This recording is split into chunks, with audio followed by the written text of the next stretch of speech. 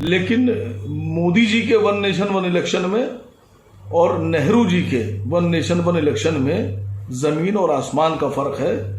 जो नेहरू जी का one nation one election था वो देश की भावनाओं और देश के लोगों की भावनाओं पर खरा उतरता था, लेकिन मोदी जी का जो वन नेशन वन इलेक्शन है वो नेहरू जी के वन नेशन वन इलेक्शन से अलग कैसे, मैं बताता हूं। देखिए, बहुत सी नेता, कुछ विपक्ष के भी लोग ये कह रहे हैं कि हाँ ठीक है कराइए, बुराई नहीं है कराइए। जो मेरा एनालिसिस है वो ये कहता है कि जब वन नेशन वन इलेक्शन का कानून आ जाएगा तो जो स्टेट पार्टीज हैं, जो राज्यों की छोटी पार्टियां हैं, जो क्षेत्रीय पार्टियां हैं, वो पार्टियां धीरे धीरे खत्म हो जाएंगी। नहीं खत्म होंगी तो खत्म कर दी जाएंगी। जो लोग ये कह रहे हैं कि नहीं इसमें बुराई नहीं है, इसमें बिल्कुल कराइए, होना चाहिए, मैं उनको कुछ चीजें समझाना चाहता हूं। देखिए, वन नेशन वन इलेक्शन कराइए, कोई बुराई नहीं है। वन नेशन वन इलेक्शन में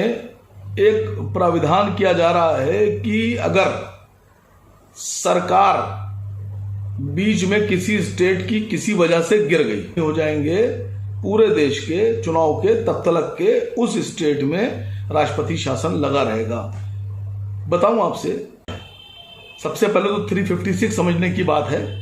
कि 356 क्या है। 356 में जब 356 लगाकर सरकार गिरेगी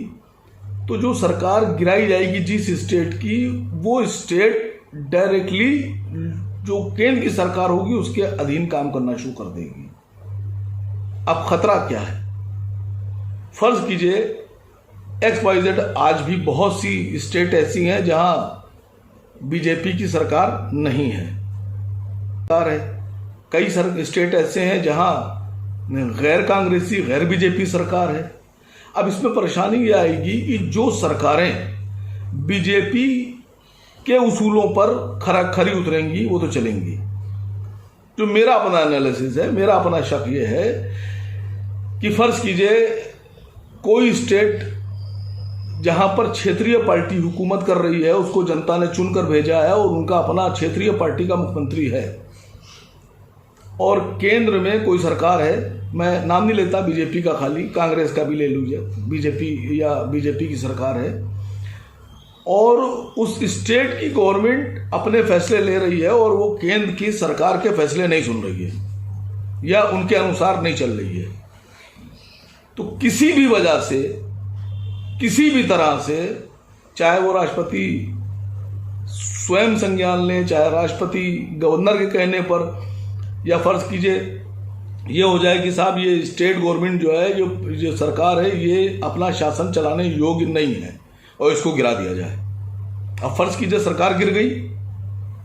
और सरकार गिरने के बाद वो आ गई अधीन केंद्र सरकार के। 3.5 साल, 3 साल, 4 साल अब केंद्र की सरकार में वो स्टेट चलेगा, लेकिन उस स्टेट को चलाने का अधिकार जो जनता ने दिया था वो क्षेत्रीय पार्टी को दिया था। लेकिन केंद्र सरकार ने उस सरकार को यह कहकर बर्खास्त कर दिया कि ये सरकार चलाने योग्य, शासन चलाने योग्य ये लोग नहीं हैं। जनता उनको दे रही है, वोट देकर उनको अधिकार दे रही है कि आप शासन कीजिए,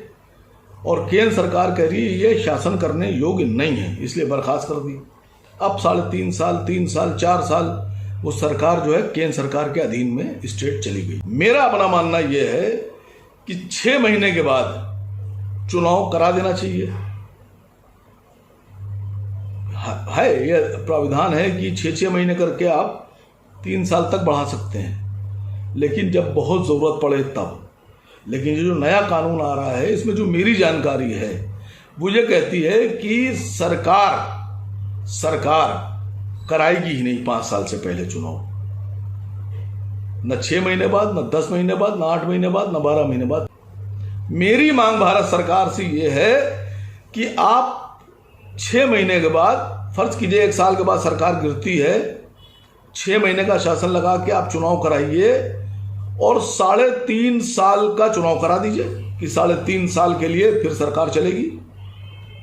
और 3.5 बाद जब 5 साल पूरे हो जाएंगे तो फिर एक साथ चुनाव हो जाएंगे। या फर्ज कीजिए कोई सरकार 1.5 साल में गिर जाती है, 6 महीने का आपने राष्ट्रपति शासन लगाया और आप चुनाव करा दीजिए, 3 साल के लिए कराइए कि भाई 3 साल बचे हैं 5 साल में, तो 3 साल के लिए नई सरकार जो है वो 3 साल के लिए हुकूमत में आएगी और 5 साल जैसे ही पूरे होंगे फिर लोकसभा के साथ चुनाव हो जाएगा। अगर आप ऐसा करते हैं तो आपकी मंशा मुझे ठीक सकते हैं, लेकिन अगर 5 साल वाला प्राविधान कि नहीं साहब हम सरकार गिरा देंगे और सरकार गिर जाएगी और उसके बाद फिर 5 साल जब पूरे होंगे तभी चुनाव होगा, केंद्र सरकार के साथ चुनाव होगा, बीच में कोई चुनाव नहीं होगा, वो स्टेट जो है वो केंद्र सरकार के अधीन चला जाएगा, तो मैं आपको यकीन से कह रहा हूं कि किसी भी स्टेट में जनता की कोई सरकार नहीं बचेगी। हर स्टेट में वही सरकार काम करेगी जो केंद्र सरकार के रहमो करम पर होगी, जिसके ऊपर केंद्र सरकार का वर्चस्व होगा, जो केंद्र सरकार को समर्थन करेगी और समर्थन लेगी और समर्थन देगी, वही पार्टी हुकूमत कर सकेगी।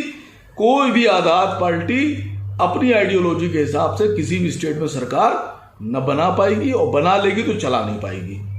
मैं सभी स्टेट की पार्टियों से गुजारिश करता हूं, चाहे वो ममता बनर्जी हो, चाहे अखिलेश यादव जी हो, नीतीश जी हो, तेजस्वी जी हो, कोई भी हो, चाहे उद्धव ठाकरे जी हो, चाहे शरद पवार जी हो, चाहे स्टालिन साहब हो, चाहे जगन मोहन रेड्डी जी हो, कोई भी हो, चाहे टीआरएस जी हो, अरविंद केजरीवाल जी हो, मेरी इस बात पर गौर कीजिएगा कि अगर यह कानून बनता है और पास हो जाता है तो सिर्फ और सिर्फ वही सरकारें बचेंगी जो केंद्र में मौजूद सरकार को समर्थन देंगी या उनकी बात मानेंगी, और अगर नहीं मानेंगी और अपनी आज़ादी के हिसाब से फैसले लेंगी तो ऐसी सरकार को मैं समझता हूं कि खतरा होगा और आप सबको इस पर सोचना होगा। मैं सबसे गुजारिश कर रहा हूं कि इस शर्त के बिना आप लोग समर्थन मत कीजिएगा, बिल्कुल समर्थन मत कीजिएगा, और अगर ज़बरदस्ती की जाए तो इसके लिए हम लोग कानून का सहारा ले सकते हैं। शुक्रिया।